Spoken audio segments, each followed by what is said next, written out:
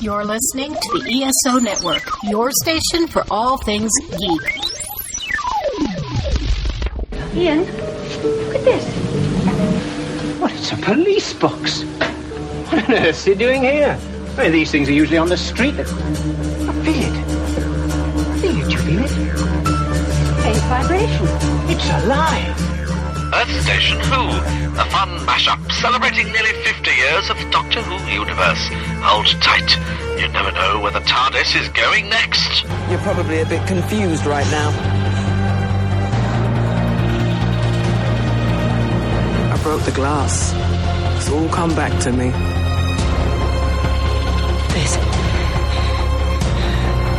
What is this?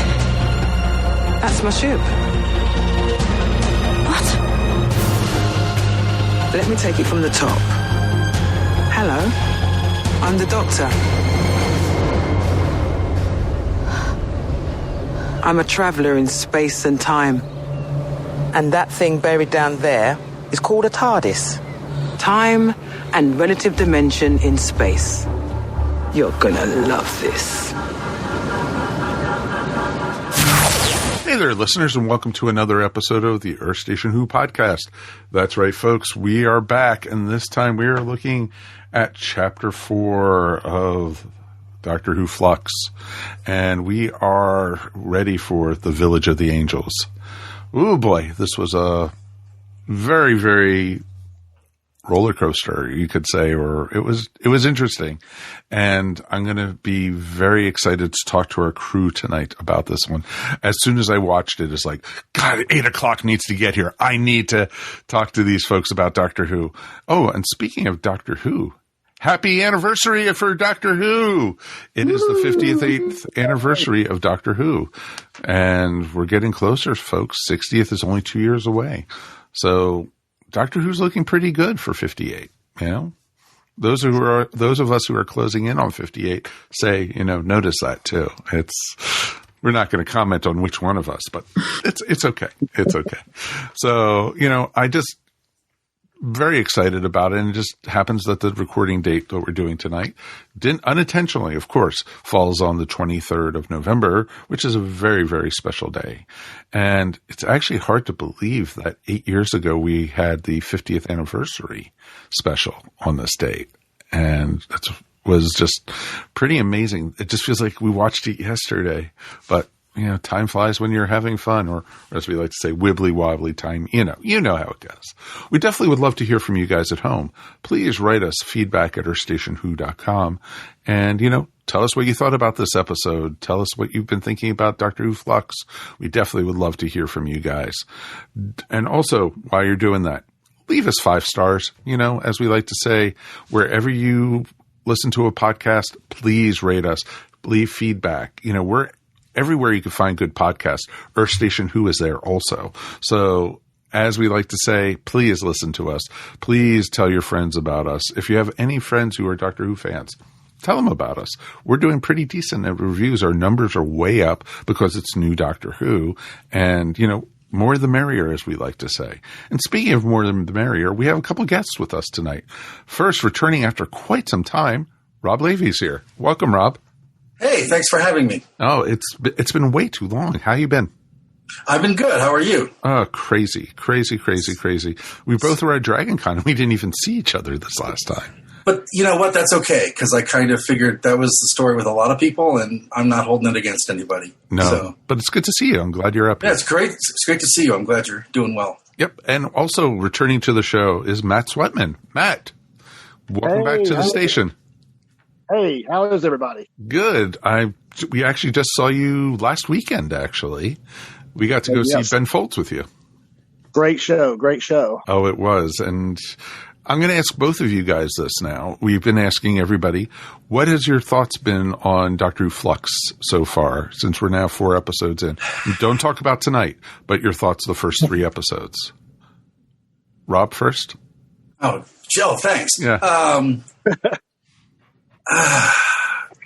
Okay, I want to predicate this by saying I don't think it's fair to necessarily judge it as a full body of work yet because we don't know the ending. Right. Well, that's why we're not rating it at all. I know. No, I just mean in terms of I'm a little guarded with my opinion of it because I don't know the payoff yet. But I really like the fact that there's an ongoing narrative rather than a bunch of really short, slapdash finished kind of stories.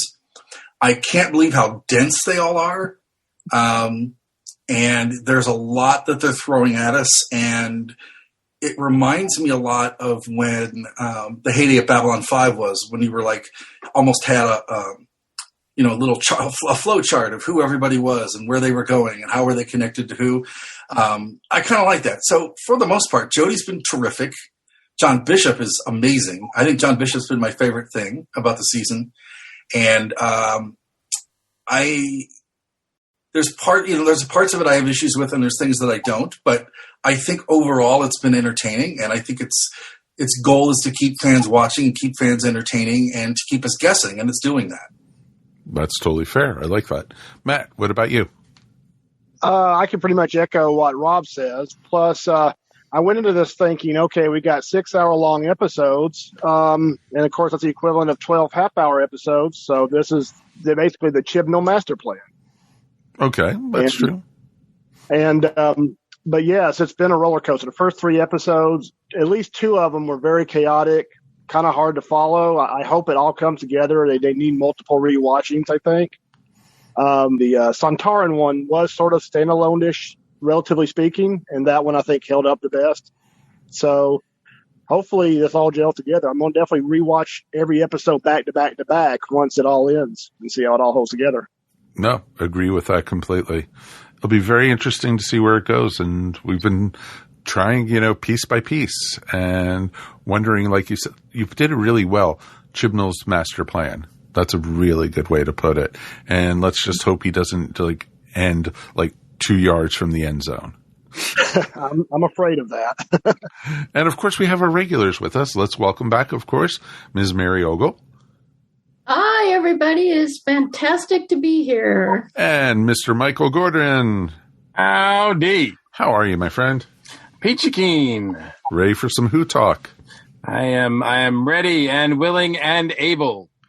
Well, we've mentioned, at the beginning of the show that, it is Doctor Who's anniversary. And so the news here on the anniversary, actually, 2 big pieces of news, actually. We got confirmation that there is going to be a New Year's special this year. That is one of the 3 specials, which we kind of predicted. And it's interesting. Matt, you were telling us, that they've announced who some of the guests are going to be on it. Yes, we're very excited. There's a very Irish flair to the guest cast in the New Year special. And I can't remember the lady's name. She's in a show, I believe it's called The Way Back, or This Way Up. I'm sorry, This Way Up. It's the name of the show. And then we also have one of the regulars from Father Ted.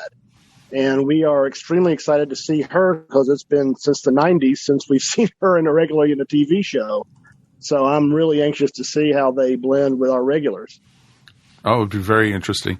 They also released a poster for the New Year's special, which is the TARDIS is all cracked and energy is pouring out of it in certain parts, which is, it could be a teaser. It could be, whatever, but it looks interesting. And I'm wondering if it's going to be a standalone, if it's going to be like how they did kind of with the David Tennant story, knock 3 times or, something like that. And I'll be very curious to see what comes about this and, how they... When I saw the poster, as Rob pointed out earlier, they've been dumping a lot on us, and I am not convinced and confident that Chibnall is going to be able to wrap it up with just 2 more episodes left. So I think some of the stuff is going to be left on the table for next year with the 3 specials. And one of those things, I think, by looking at the poster art, is what's going on with the TARDIS.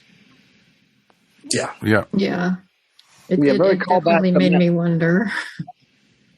Yeah, I'm full on expecting at least the first one to pick up some big reveal at the end of the season. There'll be like a big reveal cliffhanger thing, and then that'll bleed into New Year's. Sure. Well, it could be something that they figure out what the Flux is. They could figure out what everything's going on with the Division and wrap that storyline up. But maybe what's been going on with the TARDIS continues into the specials. Yeah, I'm thinking the Division stuff is going to go to the end. Personally, I think maybe Swarm gets defeated at the end of these the 6-parter, and the Flux too. But I think there's still going to be some questions about the Division, and of course the TARDIS, and maybe a few other things. I don't know. We'll see. But because I'm just not convinced that. I mean, he's got 2 episodes left at this point, and I'm just like. It's a lot to wrap up. Yeah, there's a lot. Like he has thrown a lot at us, and I just don't see. I'm not. And I'm critical of Chibnall, of course. So I just don't see how he's going to be able to convincingly and successfully wrap all that stuff up in 2 episodes. And then what? Have everything after that be standalone? That just doesn't seem to be his MO. So yeah, I think that we're not going to necessarily get the happiest of endings in the world. And it's going to be kind of odd and clunky and going into the new one. I think it's going to get darker. I think as this thing ends, it's not going to get any better. I think we're going to get the, Trenzalore on speed kind of thing going on. But don't they have to be somewhat celebratory with the 100th anniversary of the BBC on the regeneration episode? So they got to do something somewhat celebratory by then, I would think. Hey, let's celebrate! Let's have the Doctor regenerate! Come on, exactly. Let's kill the Doctor. Let's kill the Doctor. I mean, I don't know. I mean, we'll see how it goes. I mean, they did also the day after we recorded last week, they officially announced that the last special is going to be in autumn. It's going to air. Of course, they didn't give us an exact date. I'm sure they know it, but. I mean, it's obvious that they know what the dates are when they're doing these episodes. I mean, this episode, the one that we're about to review, says like the 21st on it, like when it airs, like and the Halloween to start. Like they knew exactly what they were doing. I just find it ridiculous. They just didn't tell us. I just figure it's so ridiculous that they wait till the last minute, like practically 2 weeks before they're like, "Hey, everybody, it's coming back on this date." Well, I think some of it is they have to clear up the worldwide. Because I think they want it all simultaneously, and I think they have to tie it up with the world markets. So I think they have to tie in Asia and Bulgaria or wherever the hell it is. I'm wondering if it has to do with that. But I think there's a master list somewhere of when it's coming. Yeah. So in any case, So we know that we're getting one in January 1st, and we know that we're getting one in sometime in autumn.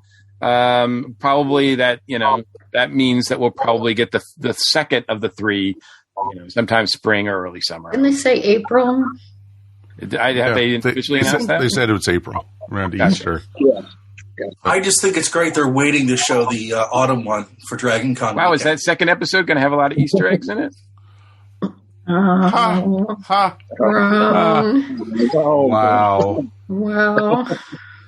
Wow. Okay, it's going to be that kind of show tonight. Okay. Hey, man. Wow. Well played. Well played. Well, I'm married to somebody who loves dad jokes, so yeah, I can. Oh, but it's Chibnall. How many Easter eggs can he really know? All right, I'll hold off on my criticisms of Chibnall for a little while. Okay, Mike put cricket sounds in that spot right there. Oh, I'm just happy to not be alone. Yeah, so it'll be very interesting to see there, very much it's saying the transition. It's just saying autumn 2022.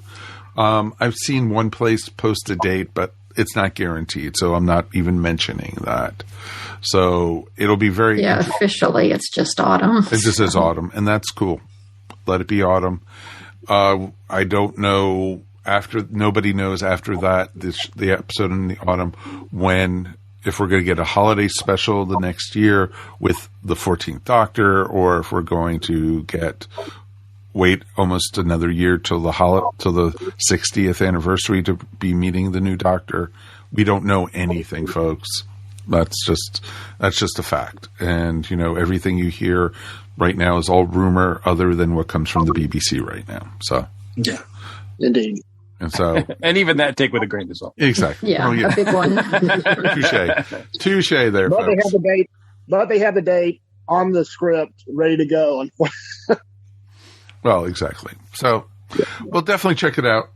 We also got news that a new animation is being released early next year, and we are looking at the second Doctor story, The Abominable Snowman. It is awesome. Yay. So we get to see, wonderful, screaming, wonderful Victoria again. So Lots of screaming. lots of screaming. And you get to see Jamie all in a parka. So for those who are excited about Jamie. So it should be very cool. Oh, yes. And I've seen like stills from it. I've heard the audio from it, but this will be, and I've read the Target book, but I would love to get to see this finally. So it should be very interesting to see. I'm glad they're doing these animations and everything. Me too. Oh, yeah. So Yeah, they're working to complete the seasons for, I think, future box sets. So they want to have these stories animated so they can complete them. Box sets and streaming. Oh yeah, streaming, because they're putting the animations out on BBC America streaming, which is pretty awesome. And because like BritBox doesn't have the animations, They have some of them. some of the earlier ones, I think. Yeah.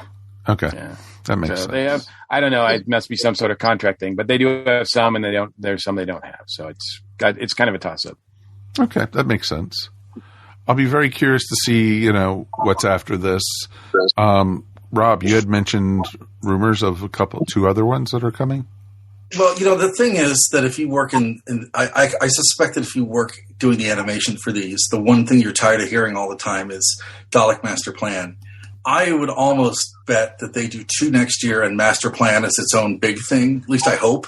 For the 60th, they do Master Plan. That would make me just peachy. But there's been lots of talk about doing Celestial Toymaker. Because it's got fewer characters. Because apparently and I don't think this is gospel, but apparently if they have a ton of characters to animate, it makes it harder to do. But they're doing, Abominable Snowman with all the Yeti, or with all the monks. So I don't know how much to believe in that. But I think Toymaker could be coming. People keep talking about that. And then people are talking about Space Pirates again, which I think is interesting. That's interesting. Because I think you'd see Space Pirates before you'll see Highlanders. Just because I don't think they think that historical stories do well. I would love to see Highlanders, though. Yeah. Forgive me, but are all these second Doctor stories? Toymaker is the first Doctor story with Michael Goff. Gotcha. As who's just great in everything. Yeah, absolutely. Has he been knighted yet? He should be. And I think that. Yeah, because I keep hearing about. I mean, I'm glad that they're doing second Doctor because I'm a big fan of his. But I'm hoping that because there's still a lot about a handful of first Doctor stories that need to be finished too. I think we don't want to forget about those. Well, everyone's hoping for Marco Polo too, but I was going to say that's the one I hear everybody keep talking about, and yet no one mentioned that one hasn't come up yet. So. Yeah, Marco Polo was rumored when we got Enemy of the World and the Web of Fear. There was a big rumor that was also Marco Polo was going to be unearthed, but of course that never materialized. Yeah, that's always tough because there's certain ones that everyone has their favorites, which they want. Highlander is one of mine because I remember reading the Target book of that, and that's the introduction of Jamie, right? Exactly. So I mean that's an important one to have out there. Mm-hmm. Exactly. So we'll have to see. I know after this now we have Galaxy 5 coming. And that's a first Doctor story. Yeah. So we have that to look forward to. Also, actually, I just got an email just the other day saying December 15th it's coming from Amazon. So nice. Real close. Is that the North American one or the British one? North American. Oh, nice. Okay. Yeah. Because, in North America, we only get DVDs, not the Blu-rays like the UK does. That's so stupid. Yeah, I was holding out for the Blu-ray of the Evil of the Daleks until I realized it wasn't coming to North America. Nope. And so, Nope, exactly. So we're getting what we can get thrown at us, and I'll take a DVD of it still. Yeah, I bet they do. The Blu-rays will be the seasons. Oh, to do the full seasons of them. Yeah. That totally makes sense. Yeah, I bet you're right. Because then the Americans have to buy everything twice. Right. Of course, we have so much money that we're just like we have so much, right off. We have so much more disposable income. So definitely. I think I'm looking forward to seeing it. Has there been any rumor what the next season that's going to be released is going to be yet? Well, they're doing the season 17, which is the City of Death season. Oh, nice. Of Naiman. That's next. And then, from what I understand, the 20th is done. It's been done, but they're waiting till the anniversary. And they're still working on a couple things with effects and things. So I think you're going to see season 20, and I think you're going to see 17. Nice. But I don't know what they're going to do. I think they're going to wait on McCoy's season and Sylvester's season. I think you're going to have probably another Pertwee and maybe another Baker in there too besides. Right, 17. Yeah. Right. Well, that makes sense. There's a lot of extras they can do just with Destiny of the Daleks and City of Death. Oh, I'm sure. But those are great stories. And Naiman. Yeah. Oh. Okay, so anyway, yeah. And Creature from the Pit. There's some interesting stuff in those. No, it'll be very interesting to see what happens there. I probably would get the 20th anniversary because there are some great stories. I think that's my favorite season of Peter Davison. So yeah. So I think that would be great because then now on top of the 5 Doctors, you'd also get Arc of Infinity and Mordred Undead and so many other Terminus and it's just some great stuff. Black Orchid. Yeah. Yeah. Yeah. Oh no, no, Black Orchid's not the 20th. No, it's King's Demon. Yeah, King's Demon. I always get, except for the Awakening, I always get those two messed up. That's okay. Yeah. So and we get to see Turlo in high dev. It's awesome. That'd be great. Yeah. So I think we're ready for that. So we definitely would love to hear from you guys. Anything you guys are looking forward to or heard about, please write us feedback at earthstationwho.com. Let's take a quick break and we are going to be back in a moment and we are going to look at the Village of the Angels. Tonight's show is a little different. Tonight's show is about a man who's not really a man. He's a doctor, but he's not really a doctor. Like Dr. Phil, but awesome. Most people in the United States of America have not heard of him. He's just like me in that regard. Who is he? He's the Doctor.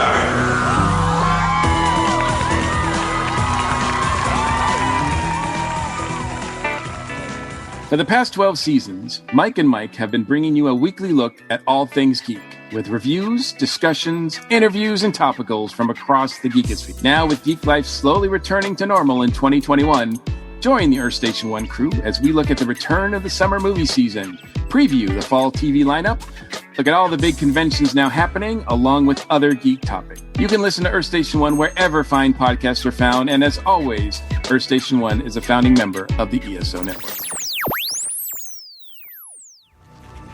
Can you state your name, please? Claire Brown. We're missing a little girl. 10 years old. It's happening again. Was that scarecrow there a minute ago? Everyone in the village disappeared on the 28th of November, 1967. Tonight. Gerald, what's going on? Jericho, please! I'm not blinking! Welcome back. Now we're going to Village of the Angels, Part 4 of Doctor Who Flux, and we are in for a ride here, folks. Right from the very start, this one was pretty amazing. Angels are already creepy. This, you have a whole city of them, and it is just amazing where they went with it, and, playing with time travel, playing with, the angels quantum locking, and it's awesome. It was just a ton of fun. But we have this, of course, it was written by Chris Chibnall and Maxine Alderton. Yeah. And Maxine Alderton. And I feel like this was mostly written by Maxine because Chris, I don't think, could make it this scary. No offense, Chris, but this was an amazing storyline. I liked how they did it. I liked how they paced it. And you got introduced to some pretty amazing new characters also. And we'll talk all about it. Let's start. Initial thoughts on this. I'm throwing it out to everybody. What do you guys think? Loved it. Loved it. Compared to how it was last week? Yeah. Last week was kind of middle of the road. Mm-hmm. Hated parts of it, liked parts of it. This one, I was just on the edge of my seat all the way through. Mm-hmm. I loved hearing Judy scream 3 times during it. It was just awesome. I mean, it was again, a lot of interlocking storylines, but they were all pretty interesting. I liked Professor Jericho and Claire and what was going on there. Oh, I love Professor Jericho. I can see so much with this guy. Oh, yeah, he was great. And, I mean, they did kind of shunt the companions to the side again. Yeah. But I mean, it's still, it was interesting in the sense of, how they interacted with the little girl and the way and the line between the 2 timelines. I thought that was pretty interesting and well done how they did it. I thought so too. Anyone else? Yeah, I thought it was. I'm sorry. No. Go ahead. Oh yeah, no. I thought it was the best episode of Flux so far by quite a sizable margin. It grounded this crazy series to kind of focus for at least most of the story when they weren't doing the refugee on the damaged planet, which I think that was the Chibnall stuff in it. But the rest of it was pretty grounded and pretty focused, and they were able to add to the story of the division in a way that actually made sense, much more sense than last week. So I feel like I'm okay. I know what's going on now. This episode really brought in a much more clear focus than the other episode did, I thought. Nope, I totally see that. And you're right, it did. And Jodie knocked it out of the ballpark once again. Oh, yeah, she was amazing in this one. So good. Yeah. Rob, you were about to say? Well, I think this one, like this Antaran one, feels more kind of what we're used to in terms of narrative. I love the fact that the Weeping Angels are scary again, because I feel like after the Statue of Liberty debacle that I'm owed that. And they actually were really scary. I mean, it's kind of like, okay, why didn't you ramp this up like this before? But I get it; they're evolving. I just thought that it was nice that they explained a little more with them. We got a little more backstory to the Weeping Angels, and we got a lot of just general elements of horror, things with like even the lighting. And I think that shooting at night is so different for this show right now. So I love that, and I know we're going to get 2 more episodes of Professor Jericho, but I want him in Torchwood 1967. Oh God, that would be awesome. Well, maybe 1901 now. Yeah, that's true. Oh, if we haven't told anyone, spoilers. Oh, I just think he's great. I loved him in Twin Dilemma. I loved him in Turn. I've loved him in everything he's been in.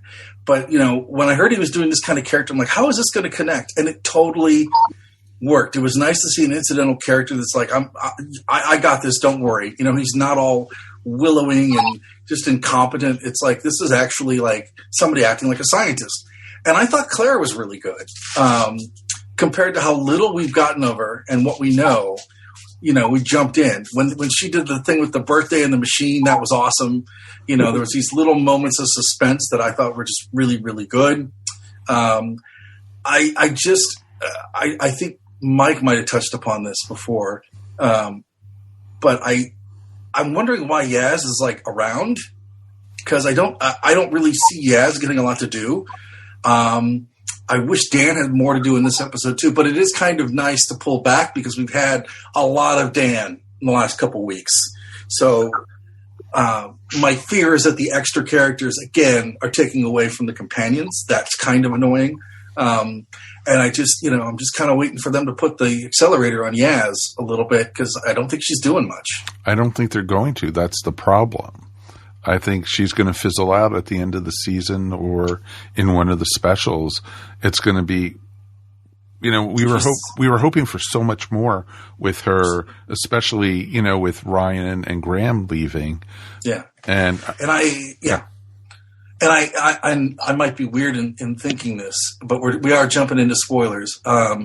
I think the passengers are all TARDISes. Oh, that's interesting. Okay. Or some technology related to that, because you can get all those people in a confined space. Well, yeah. And it was yeah.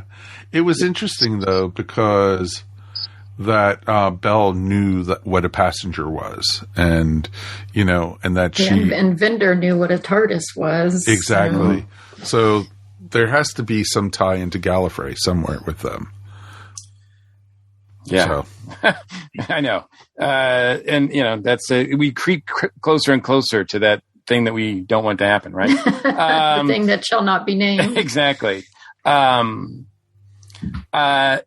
everybody else, I liked the episode as well. I thought it was really good. I love just the title alone. And it speaks to that classic, Hammer horror of the 50s and 60s, Village of the Damned and whatnot. Like there's something about an English village that's just kind of creepy, and this lives up to that with the angels. And like Rob said, and I felt the same way. It's like, the angels are one of those creatures, maybe like all monsters really, or all foes, that are best used sparingly. Right. And unless you have a really good idea for how they can be creepy, we gave Chibnall a lot of credit for making the Centaurans more threatening a few episodes ago. And I think they did the same thing here with the angels. I thought, opening up the sort of new things that they could do about, being in the mind and all of that kind of stuff. And I thought that was having one that was rebellious, although I don't know if that was just a trick. And having them all work for the division was interesting. But to me, the crowning moment of the episode, to me, the really creepy thing that I think they did so well was watching the Doctor change into an angel. I would the special effects on that really worked for me, and it just creeped me out in a way that I didn't think that the Angels or even Doctor Who was capable of doing that kind of uncomfortable scare, if you will, and with the Doctor being locked up at least for a little while, maybe in the next episode that's going to give Yaz and Dan a little bit more, especially Yaz, a little bit more. I think in the first episode she had great agency. Not so much in the second or third. In this one, she's not bad. I mean, she's kind of leading Dan around. So hopefully she'll get her moments. We've only got 2 episodes left. So, well, I could see where her experience as a police officer was coming into when she was, interviewing and talking to the grandparents. Yes. And so it was real interesting with that. And I thought that was it. Yeah, but then it went. It didn't go anywhere, yeah. Right, exactly. Once again. And it's weird because Chibnall does not know how to write for the companions. Unless it was Graham, but Graham was awesome anyway. So. I mean, it's too bad because the actress is when you give her something to do, she's great. She was really good in the first episode of the season, and in the last episode when she wasn't playing Yaz. Yeah, when she was doing an interview. I mean, just give her something to do. She's good. She's great at exposition so far this season. But yeah. I don't know. I don't know if I love her turning into an angel yet. I'm gonna have to watch it again. I'm just kind of. I don't know. I'm just kind of well, why couldn't they do this before? Yeah, and I guess they never had reason to, and that could be a thing the division gave them. Right. There's a lot we don't know, so I don't want to judge necessarily my dislike on that yet but it was just kind of oh come on, they can't just capture. When was the last time we saw the Angels before this? Was it the last Matt Smith story, the Christmas one? Well, we saw the one in Space Jail with Jodie, right? But before that, I think it was Matt Smith's last storyline with the Christmas Town thing, whatever. I couldn't tell if Yaz at one point she seemed familiar with them, but then at another point she had to have things explained to her. So I didn't get the sense that she had run across them yet. Although it's perfectly logical, or that she would at some point, because I'm sure she had adventures with the Doctor that we haven't seen. So right, the only time she saw an angel, because the Doctor had to explain to her last week, when the flashbacks, that's an angel. Don't blink, stare at it, and everything while they were in the police car, and and it was interesting because no, I think that's the only time she's seen an angel. I don't know before that. By the way, I'm with Dan. My eyes, I don't think would be last. If I saw an angel, I don't think I'd last very long. Because if it was just me, I'd be like, I can't keep my eyes open that long. I'm sorry. Yeah, I love his. Are you kidding me? Really? I love that. We so kind of needed that. It's like, come on, really? Yeah, he's that guy. Mm-hmm. He's the everyman, as that we both wanted. I kind of wonder if that little throwaway of having the angel, in prison with the Doctor is tied in with this. Why is there a weeping angel locked up by the Jadoon? Does that establish the fact that there's renegade weeping angel? I mean, that's going to be a kind of curious thing to see if that's connected with all these little Easter eggs he's planting. That's the other thing I was thinking of too. I mean, they're not. I mean, I'm like, surely he's not saying that all of the weeping angels we've ever seen are being working for the division. I mean, is that where he's going, or is this just a group of them, or is it like, I don't know. I can't. Who knows? I mean, I think the logic would start to fall apart if we're meant to believe that they've always been working for the division. Yeah, I didn't get that feeling. I got it that it was just these particular angels. That also might explain why the angels were trying to go after the TARDIS, though, in Blink. So, just saying. Yeah. Oh, I like this is the West Coast Angels. Exactly. These could be Charlie's Angels. No. All right. Chibnall's Angels. The Chibnall's Angels. Somebody's making that shirt right now. Yes, exactly. Well, I think to their credit too. I mean, look, it just so happened. I think they used Jodie's look, and I think that's what worked really. Like if they had that ability or whatever, if they'd done this before with another Doctor turning into an angel, it might have looked cool. But the fact that she's got that jacket and everything, I just think it was a perfect merging of her and an angel. Like I'm curious to see where that goes. I imagine it's just a stasis for her, really. It's just basically stasis to take her to where she's going, right? That's exactly what I was thinking, that they're going to transport her now to the division. They're just they're just going to get a dolly and sort of lift her up and wheel her around. I don't know how heavy an angel is, but we'll see her only in her scene. Nobody will be looking at her, so she can move. That's what they'll have to ring. Exactly. So I liked it though that they explained more about the angels and about that you can't be touched twice or you'll be destroyed. That was I don't know if that was is that like a set thing, or is that just like a thing for this story? Well, I think they wanted to get rid of Gerald. Gerald was being an ass, and I think they just wanted to get rid of that. I mean, I don't think it's been brought up before. Yeah, I don't think we never really experienced anybody. Well, that's one thing I was thinking too. Is there, because I kind of remember, and I don't know if this was just the case of Rory and Amy, but there was something like if you've been sent back by an angel, it's not like the Doctor can go pick you up and everything's good, right? Like that's BS though, because the Doctor and Martha got sent back to 1967 and in Blink, and they were able to get back. So there's loops in it. I'm sure there's loops. Yeah, the Doctor just didn't want to rescue any of the other people.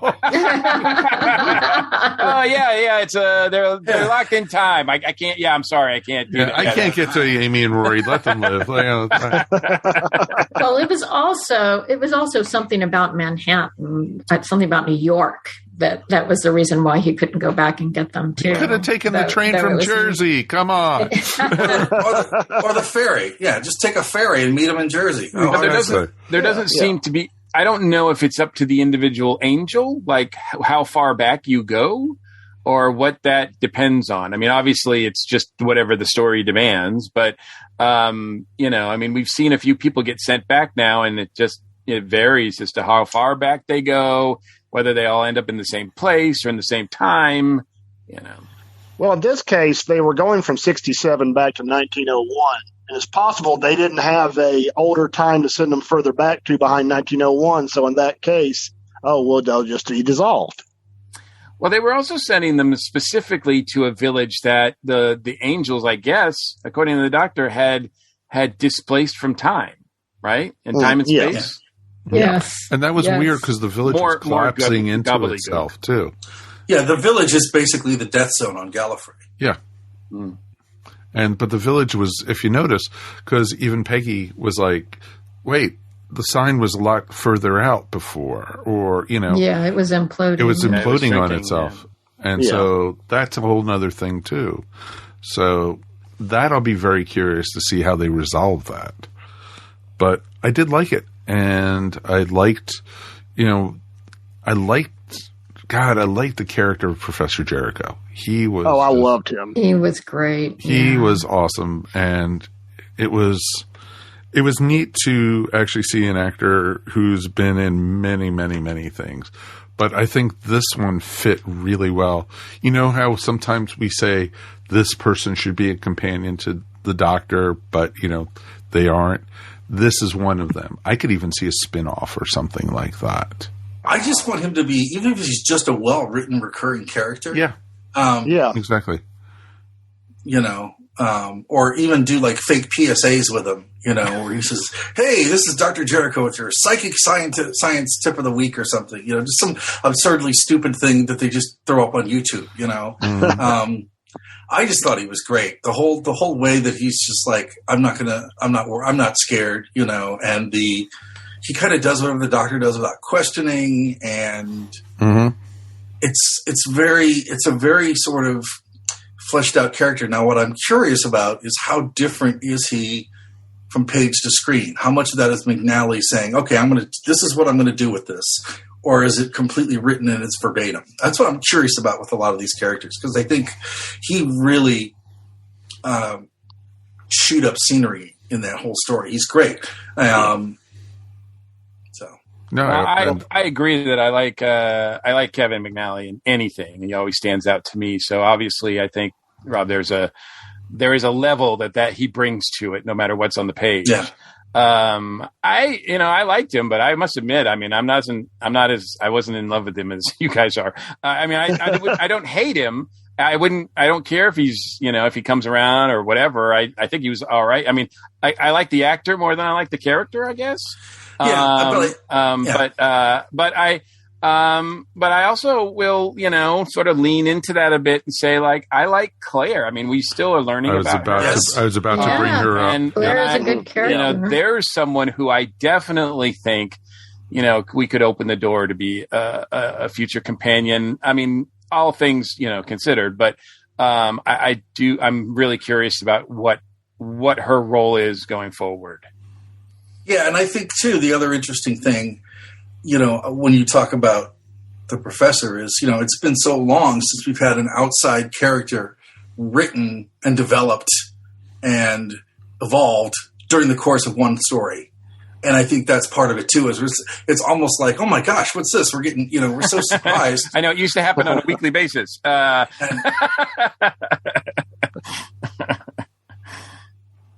Because there's like a 2-year gap between when we saw her and she was first sent back to the 1967 when we see her in this episode, because she said she had been there since 65, so she's had 2 years in between.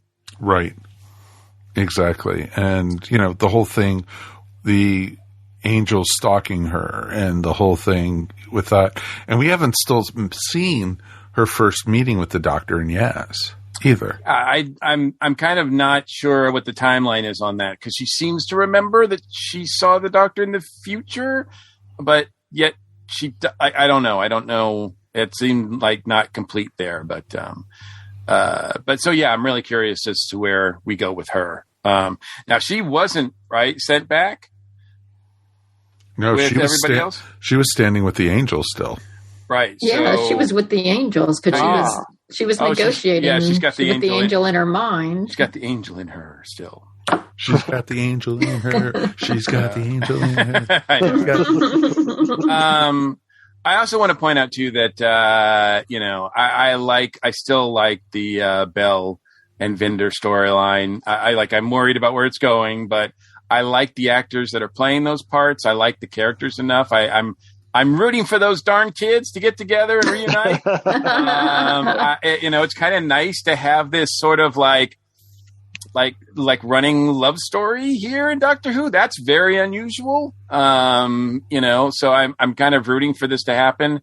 Of course, I don't, I said this last week and I'll say it again, whatever the rumors are, whatever, I don't want them to be the Doctor's parents. Yes, sure. Amen. Yeah. No. There'll be a sigh of relief if, she gives birth or whatever and it's somebody else. I find it difficult to believe that it won't just be anybody. Like, I think that maybe she's, they're the parents of somebody. We will name him Graham.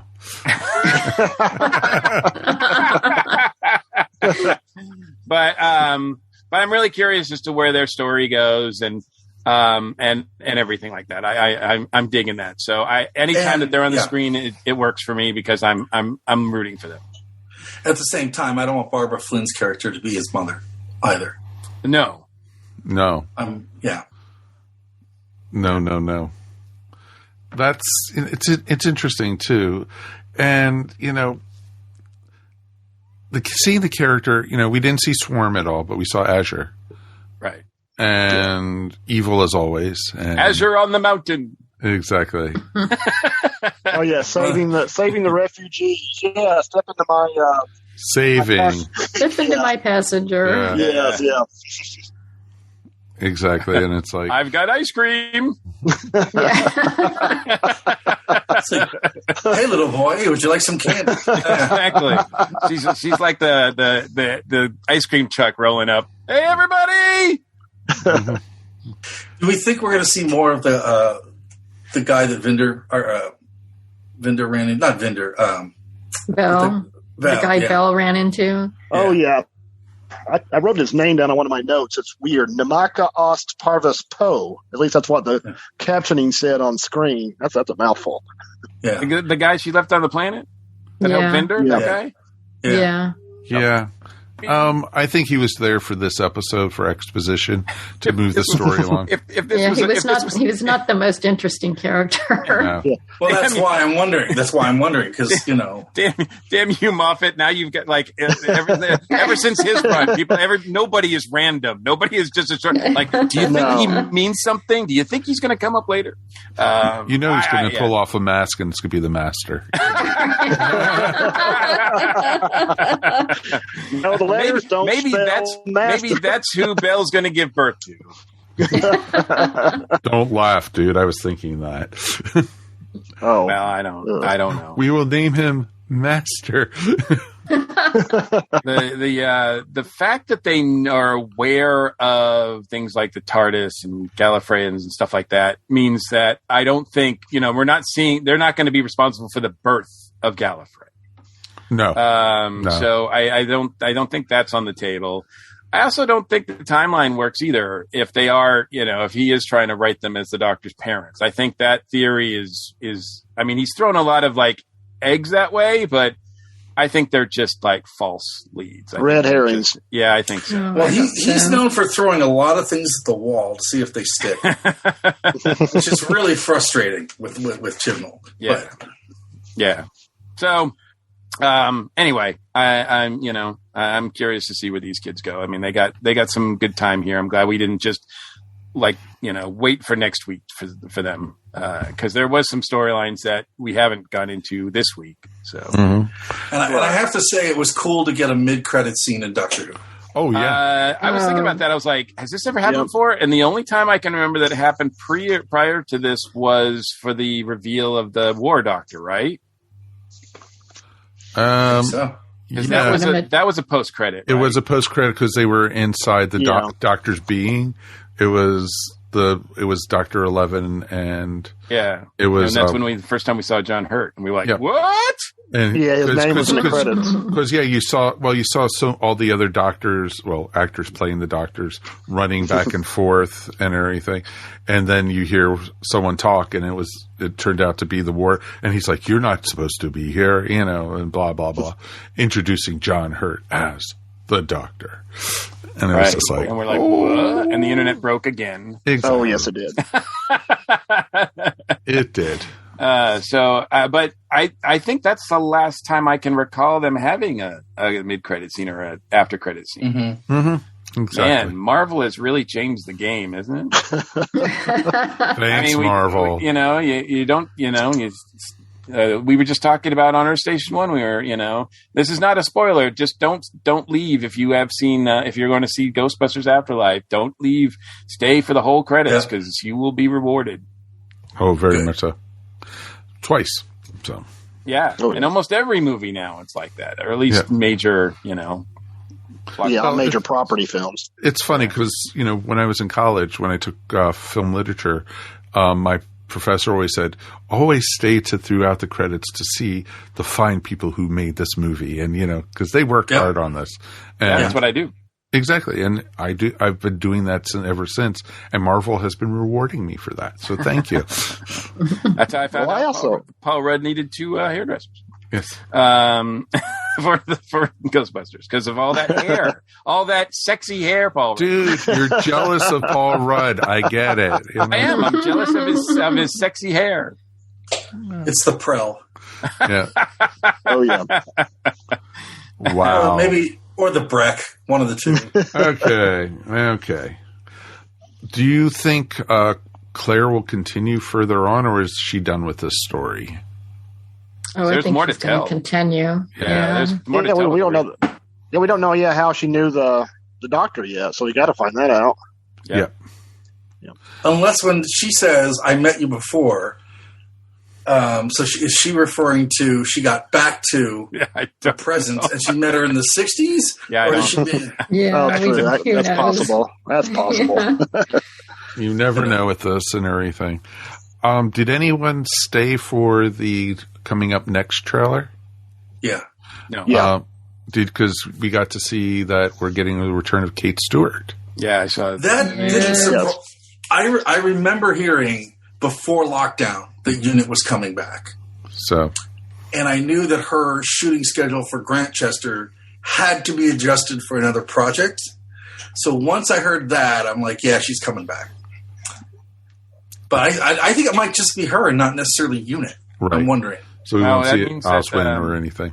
Yeah, like is she inside the passenger and like leading, everybody out, or what's going on? Yeah, I was going to say. I mean, that would mean that probably something in the next episode takes place in current time. So I mean, do they all end up on an island that looks like Hawaii and there's a smoke monster?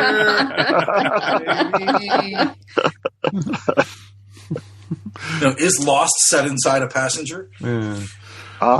Don't go there. Do not. It was interesting. This episode restored my faith in where the storyline is going after last week.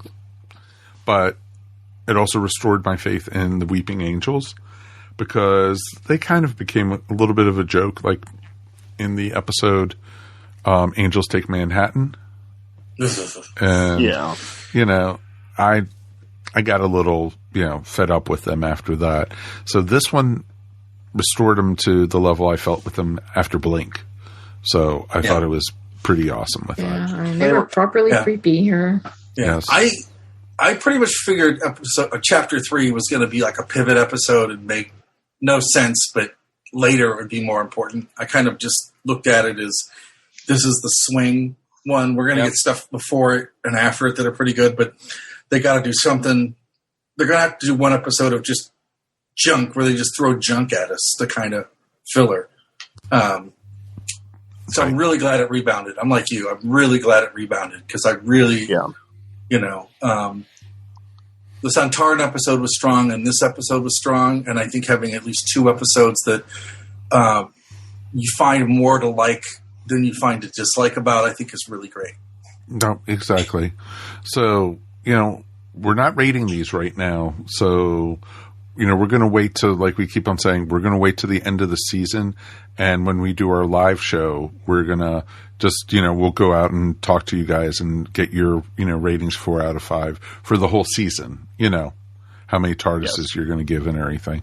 But for right now, just a thumbs up or a thumbs down. So I'm giving total thumbs up for this one. This is one of the best cliffhangers I've seen this season so far. Yeah, I love the ending with that, and I'm curious as to where it goes. So, mission accomplished. I want more. So, good job, guys. Good job, Chris. I want more. You're doing everything okay so far.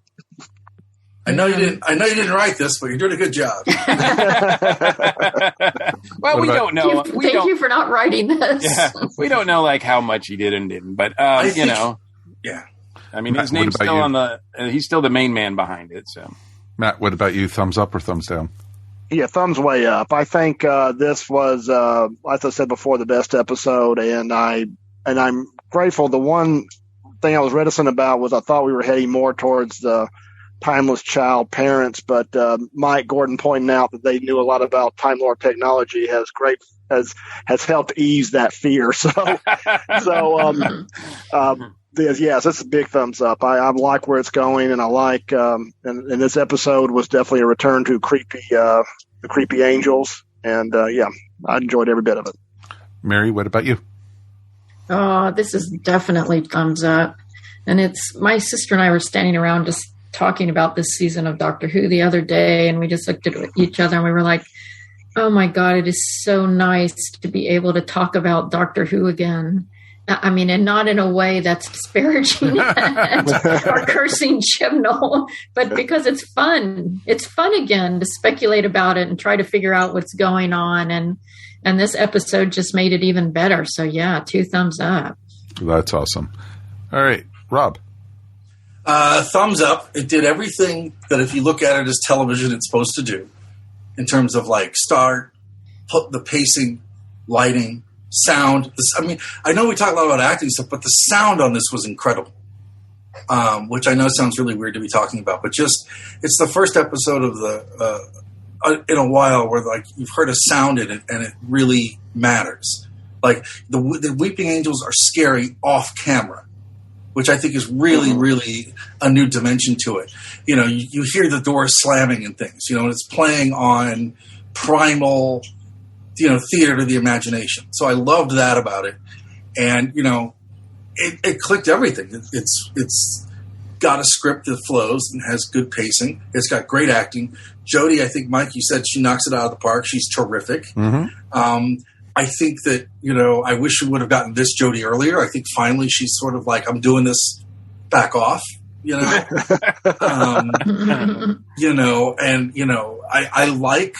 I like this version, and I liked, the fact that even Claire wasn't who we thought she wasn't going to be, and the surprises worked. It was the reveals that worked were not how did we say this, half-assed, like Chibnall kind of has done in the past.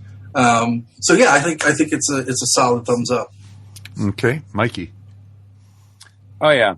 Thumbs up for me. Like everybody else is saying, it's just, it's moving the story along, and I want more, and I'm curious to see where it's going. And yeah, Jodie is just continuing. I mean, the whole sequence where she introduces herself to Jericho and everything was just a delight. She's just owning the character like she has never owned it before. And I think part of that is the writing, and and a large part of that is the way Chibnall stepped up, and it makes it even more bittersweet that she's leaving. Agreed with it. And the bit with the psychic paper was a perfect pitch of comedy in the middle. Yeah. I love that. Oh, you're from the Psychic Institute. Oh, I am? Oh, okay. Yes, we'll go with that. We'll go with it. I love it. That was awesome. We definitely would love to hear from you guys at home. What did you guys think? Did you enjoy it? Did you, dislike it? Did you jump out of your skin? We want to know. Feedback at earthstationwho.com. Definitely would love to hear from you guys. Of course, we will be back again next week. And next week we are going with the next episode of Doctor Who. God, I can't believe this is already, we're good, 2 more weeks. We're done with the season. Just feel like it started, folks. All right. We're doing Survivors of the Flux. That's going to be next week's. Want to thank everyone for joining us. Rob, thank you, my friend. No, thank you very much. This was fun. How can people find you? So I'm on all the socials, as the kids say, except the... you don't do the TikTok? The TikTok. I don't do the TikTok. Not yet. I'll figure that out. But at least through the end of the year, I'm still doing the weekly blogs for Anglatopia.net and doing some stuff for needcoffee.com and social media. And then you can listen to me on the radio Wednesdays on KDHX in St. Louis. It streams online. So. Awesome. And, of course, Mr. Matt Sweatman. Thank you, sir. Oh, thank you. I had a blast tonight. Thank you for inviting me on. Oh, dude, not a problem. Looking forward to seeing you at our next concert we go to. Oh, yes. We go to the same concerts. We have a scary same taste in music. It's really scary. It is. Yeah. It's pretty awesome. And let's thank our regulars, of course. Mary Ogle. Oh, thank you so much. This was a fantastic episode. I'm enjoying this season so much, and it's great to have you guys to talk to about it. Anything you want to promote? You can find me at maryogle.com or on Etsy at eVision Arts. Definitely, why not get some original art from the lovely Mary Ogle for Black Friday or Cyber Monday or Small Business Saturday or just get her stuff. Etsy, everything's 20% off on my Etsy store right now. So now's the time. Exactly. And Mr. Mike, we made it through another one, my friend. We did, and as always, it's my pleasure. Thank you guys so much for being here. We will see you again next week. Remember, feedback at Earth Station Who if you have any comments. Until then, we're done. Peace, and hug your loved ones. And I hope you had a happy Thanksgiving, because this is coming out on Friday. So spend. So there you go. Bye, peace, and we're done. And don't blink. You have been listening to Earth Station Who, a bi-weekly pop culture podcast dedicated to all things Doctor Who, featuring talents from across the universe. All topics on the show are the sole opinions of the individual and are used for entertainment value alone. You subscribe to our podcast up on iTunes, Stitcher, or follow our blog at www.esopodcast.com. You can also follow us up on Facebook, Twitter, or Google+. If you enjoyed the show, please leave feedback up on iTunes.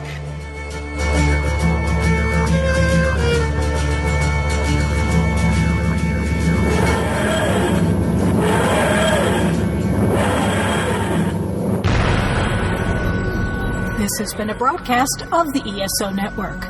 Be part of the crew and help support our shows by donating to our ESO Patreon or by shopping at the TeePublic store, which can all be found at www.esonetwork.com. The ESO Network, your station for all things geek.